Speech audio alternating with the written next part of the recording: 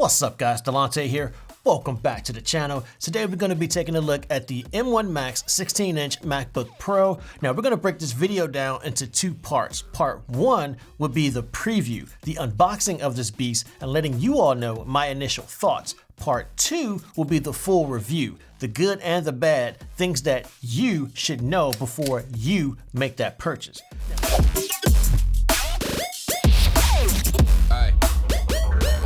To get the specs out of the way, this is the 2021 Space Gray M1 Max 16-inch MacBook Pro with a 10-core CPU, 32-core GPU, 16-core neural engine, 32 gigabytes of unified memory, and 2 terabytes of solid-state storage.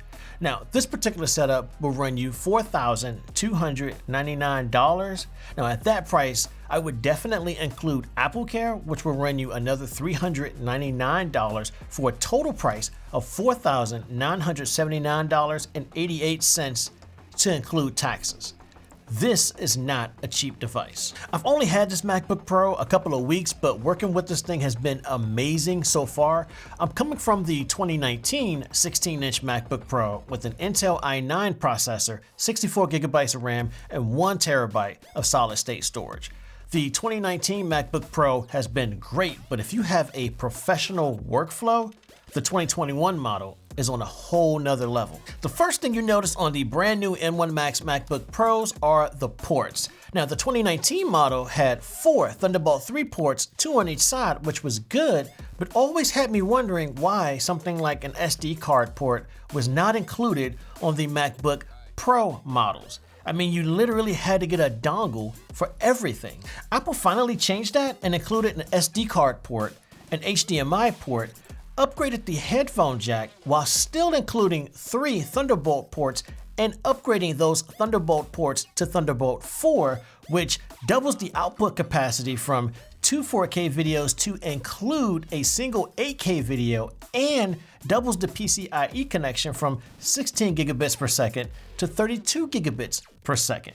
Now, it would have been nice to have at least one USB-A port for those needed USB-A type accessories, but this is definitely an upgrade from the previous model. MagSafe is back, and you can fast charge using the MagSafe charging port. Now, you can also charge using the Thunderbolt 4 ports as well, but if you want to fast charge, you must use the MagSafe charging port. Now, this is also good just in case your cord management isn't too well thought out. If you slip, then the MagSafe charging port will ensure everything doesn't slip with you. The 3.5mm headphone jack has returned from previous models as well, but it now adjusts for high impedance headphones. Now, you know this is something that we're going to check out on this channel, so stay tuned. The SD card slot has been included on the 14 and 16-inch MacBook Pro models. Now, a lot of hardcore video enthusiasts have already made the switch to CFast, CF Express, and etc. But having the SD card slot for photos, audio, or videos in a pinch is a great thing to have. The one question I do have is why not provide HDMI 2.1 on the brand new MacBook Pros? See, the ports listed here are HDMI 2.0. Now, the difference between 2.1 and 2.0 is 2.1 supports higher performance standards.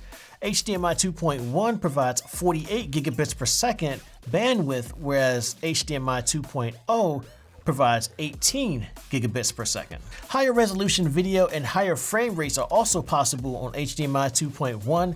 Things like 4K at 120 frames per second are possible on HDMI 2.1, whereas HDMI 2.0 promises 4K at 60 frames per second. Now, it would have been nice to future-proof this device.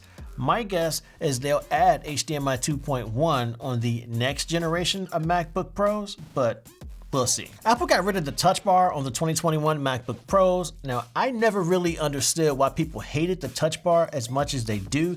I personally loved it, but it's no longer here. Now, they did replace it with full height function keys that do exactly what they were intended to do.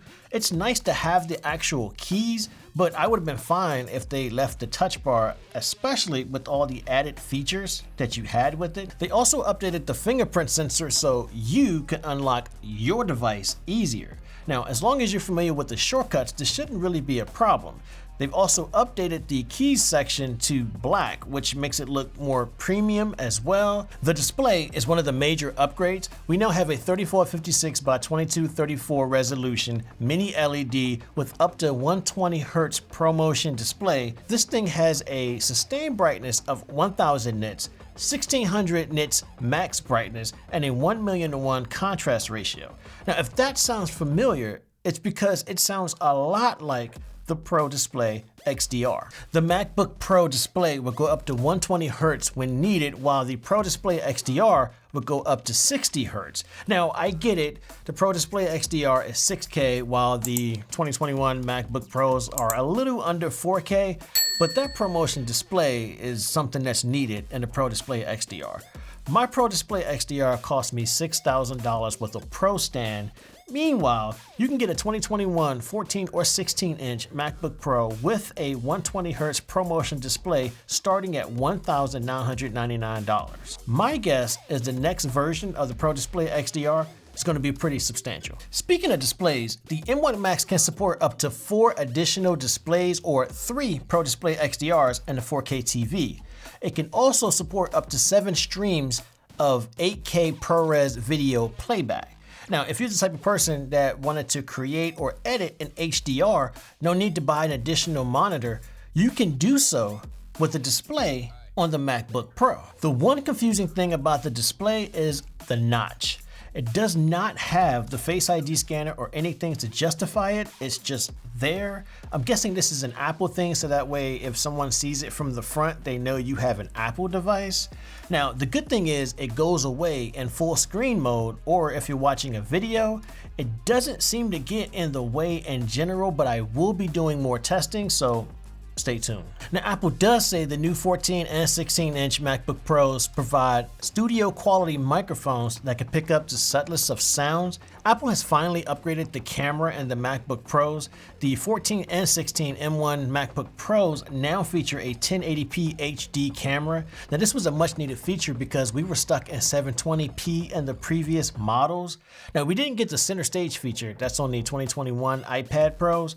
But the video quality is finally on par with other laptops in this current time. What's up, guys? This is the 2019 Intel i9 16-inch MacBook Pro with 720p resolution and studio quality microphones. What do you guys think? What's up, guys? This is the 2021 M1 Max 16-inch MacBook Pro with 1080p resolution and studio quality microphones. What do you guys think? So here's the thing.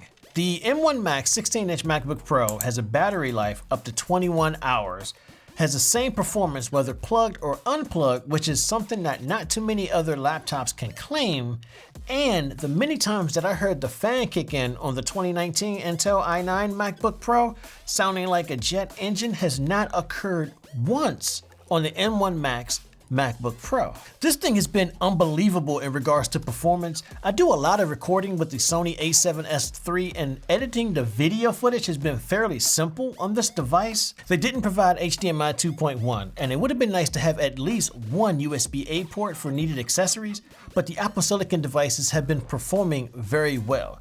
They've even allowed the MacBook Pros to be a little more beefier, which is a good thing because now it allows for more air to flow to keep the devices cooler. Now, this is only a preview, but if I was to give an early recommendation, I would highly recommend the M1 Max MacBook Pro if you have a pro workflow. The M1 Max MacBook Pro has definitely helped me out in more ways than I thought it would, and it is definitely an upgrade from the previous models.